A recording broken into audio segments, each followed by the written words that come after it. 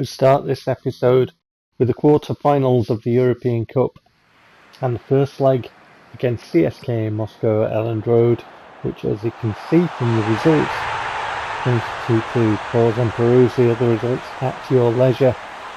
And we've already started the goal action with that man Esposito putting the ball in the net from the corner. Nice delivery, nice header, good start.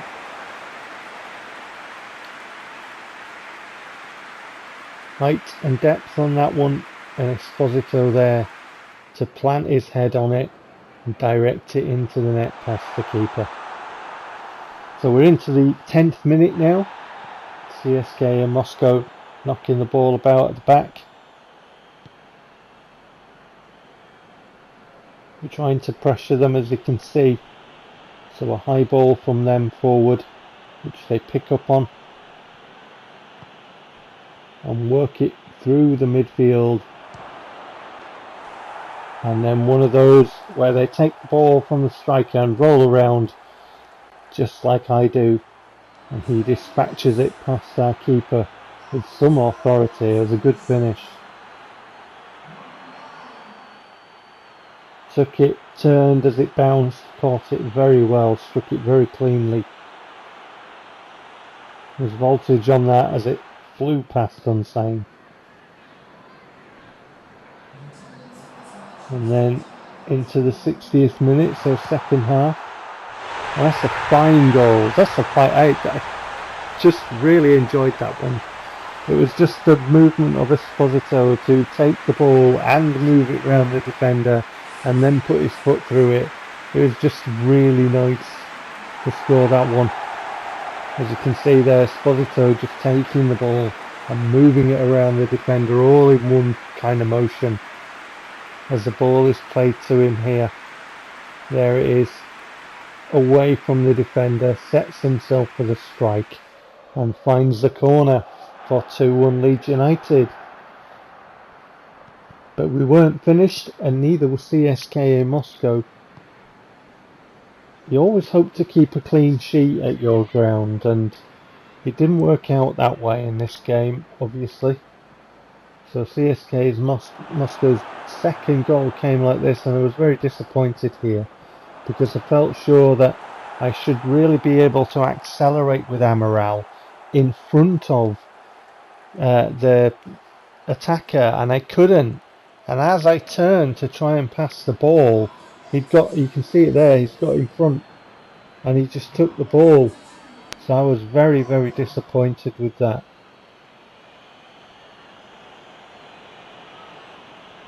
I'm always amazed that attacking players seem to have such great ball winning. You know, because when you look at attacking players and their stats at ball winning, it's generally quite poor compared to other people, you know, around the park, especially when you come with, you know, defensive midfielders and defenders and that. But no, apparently, you know, PES has it so that attackers can win the ball quite easily. You can see there, CSKA Moscow had quite a bit of possession compared to us. They definitely won that battle. So we go into our next game in the league, and this one was a very tough game. Pause and peruse the rest of the results at your leisure. But it was a very tough game because in the world of PES, how it's structured and programmed, there's games that are very important. Nice finish by Gonzalez, by the way, as you'll see in the only goal of the game. Nice first time strike. But in the world of PES, how it's programmed is games that have meaning are always more difficult to play. And in my opinion, that doesn't replicate real life, because you could have important games and your team might play really well and blow the opposition away. And that happens, but it just seems that in PES, any important game, any game with any kind of significance attached to it, which this one did, as you can see, this was the defining game for the league title. PES says, oh, that's going to be a really tough game then. And when you play PES year in and year out, and you play all these different iterations of PES, it keeps throwing up the same thing because that's how it's programmed. It does get stale. It does. And I do get tired of things like that. Why in an important game? Why can it not be at some point my team go in and just steamroller the opposition? Why does it always have to be a tense affair that, like the Swansea game last season, we lost?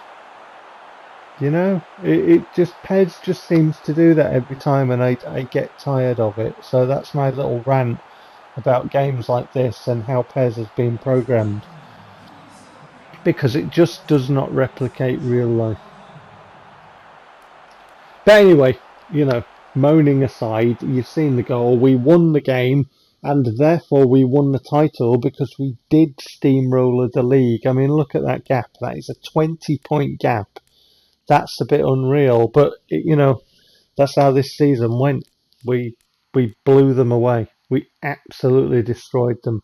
93 goals scored, and then we get to the quarterfinals of, you know, the return leg. So we're away at CSKA Moscow's ground, and we won it 4-0. And these are the goals. Alshish with a free kick from close range, getting it up over the wall and into the net. Up and over. That's a nice free kick from Alshish at close range. Just on the edge of the box there. So we're no goals in the first half, there wasn't. And, you know, parts of this match were quite tough as well, because it doesn't seem like it. You can see here from how CSKA Moscow were, they were in close attendance to our players, and they really weren't afraid of a challenge. So Estevez there went to ground, and I feel sure that had Alshish missed, the referee might have pulled that back for a free kick. But you let play go on, and Alshish finished off the move, having robbed CSKA Moscow from the kick-off, because we scored from the free kick and then they kicked off, and that's how, you know, this happened, because they dilled and dallied at the back and we robbed them. That's the challenge I think the referee might have called back had Alshish not scored.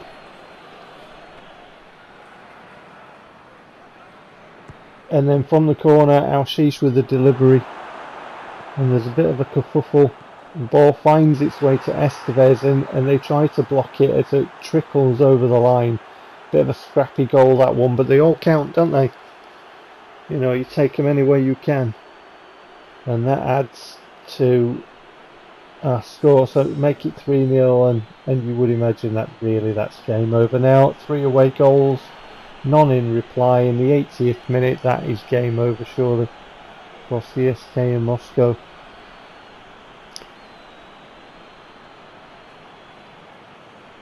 Ball finds its way to Estevez. Keeper goes down. I don't know why the keeper's gone down there, but he committed himself. And then Kasunu nods us even further into the lead from the corner. So 2 goals for Alshish and 1 assist. He's had a nice game tonight, hasn't he?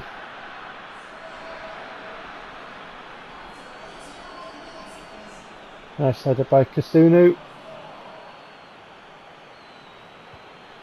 Good delivery. Kasunu goes to meet and attack the ball and makes it 4-0, and that is how the game finished. So we are through to the semi-finals of the European Cup. So I'm really chuffed with that, because obviously the European Cup is the one that I want. Anything can happen. We could get steamrolled, but you know, we're through at the moment. Alshish takes man of the match, and we get some news on an injury to Bordegaray. And then we go into match day 34, and we lost 4-0 to Manchester City. Oh dear, it wasn't a good game for my team. We did try, but it wasn't happening anywhere in my team. We just weren't doing it, and some of the chances that we missed were, I mean, Kasunu, who scored a header against CSKA Moscow, as Manchester City score their first goal on 16 minutes. Yeah, Kasunu missed a header, Estevez missed a header, both from corners. We missed a free kick. You're going to see that a bit later, because that was as close as we came all night.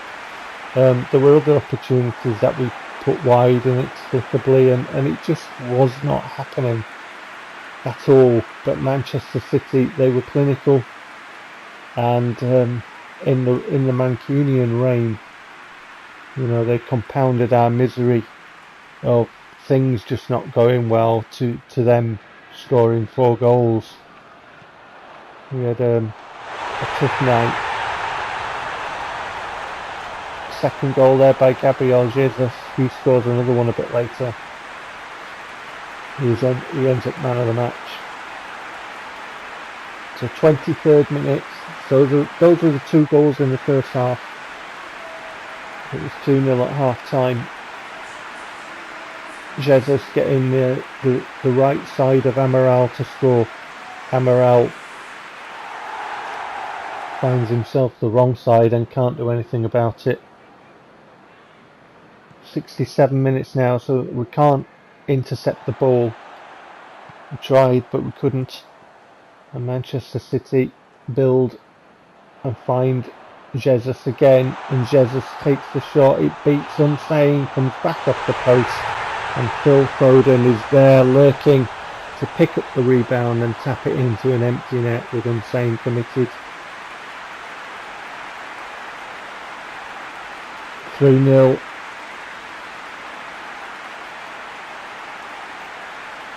Strange, isn't it, Pez? It's like, you know, the semi-final in the FA Cup against Chelsea when we beat them 10-0, and I couldn't believe it, and then we come here and we lose 4-0. You know, it's just strange how it works. And obviously last season, top of the league, and then we blew it by losing to Swansea and then losing to Manchester City. Manchester City put 4 past us in that game as well. It was 4-3. It was quite the game, but they won it. And here they are, 3-0 up already, and they're not done.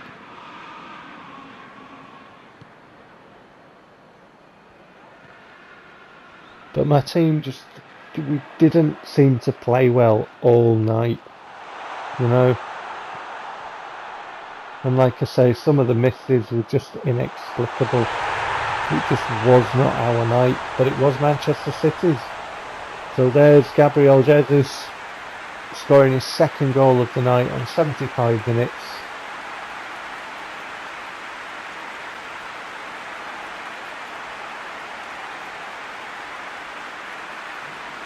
We had a miserable night, and we're league champions as well. Yeah, scoreboard showing how it is. That is the reality of what it was like. Manchester City were 4 goals better than us. It was a tough one to take.